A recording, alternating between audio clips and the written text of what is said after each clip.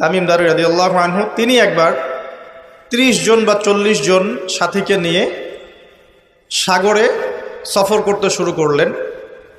প্রচণ্ড ঝড় আসলো, সাগর তাদেরকে প্রায় 1 মাস সমুদ্রের মধ্যে ঘুরালো। এক পর্যায়ে একটা দ্বীপে তারা নোঙর করতে পারলেন। সেই দ্বীপে তারা একটা প্রাণীকে দেখতে পেলেন, যেই প্রাণীর গায়ে প্রচুর লোম ছিল। কি ছিল?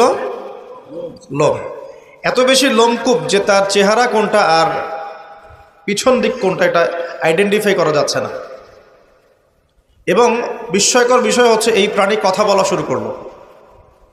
তারা বলল, তোমরা কারা? তারা বলল, আমরা আরব থেকে এসেছি।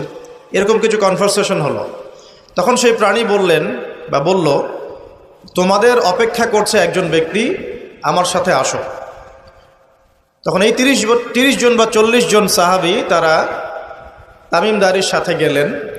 সাহাবী বলছে এই অর্থে যে তারা পরবর্তীতে মুসলিম হয়েছিলেন, এই ঘটনার পরে তারা মুসলিম হয়েছিল, আলহামদুলিল্লাহ। তো তারা গিয়ে দেখলেন শেকল দিয়ে একজন ব্যক্তিকে বাঁধা আছে, যেই ব্যক্তি খুবই শক্তিশালী, তাকে শেকল দিয়ে বেঁধে রাখা হয়েছে। এবং সেই ব্যক্তি তাদেরকে জিজ্ঞাসা করছিল, তোমরা কোত্থেকে এসেছো?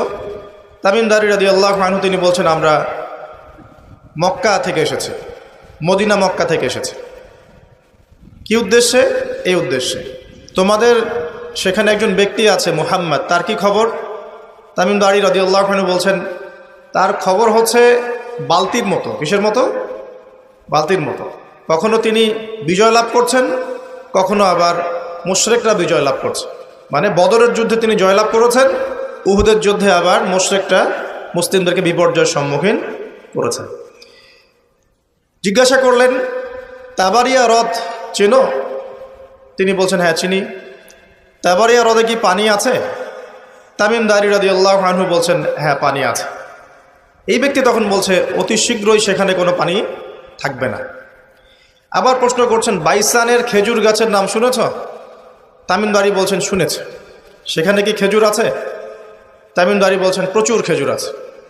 এই ব্যক্তি বলছে যে অতি সত্বর সেখানে কোনো খেজুর থাকবে না। এরকম কিছু কথা বলার পরে তামিম দারি তাকে জিজ্ঞাসা করলেন, আপনি কে? এত প্রশ্ন জিজ্ঞাসা করছেন, তুমি কে? তোমার পরিচয় দাও। তখন এই ব্যক্তি বলছিলেন, আমার পরিচয় তোমরা খুব শীঘ্রই জানতে পারবে। অতি শীঘ্রই আমি এই শেকল থেকে মুক্ত হব এবং পুরো পৃথিবীতে আমি 40 দিন রাজত্ব করব। কতদিন? 40 দিন। তবে মক্কা এবং মদিনায় আমি প্রবেশ করতে পারবো না, কারণ সেখানে প্রবেশ করতে ধরলেই দেখা যাবে আল্লাহর ফেরেশতারা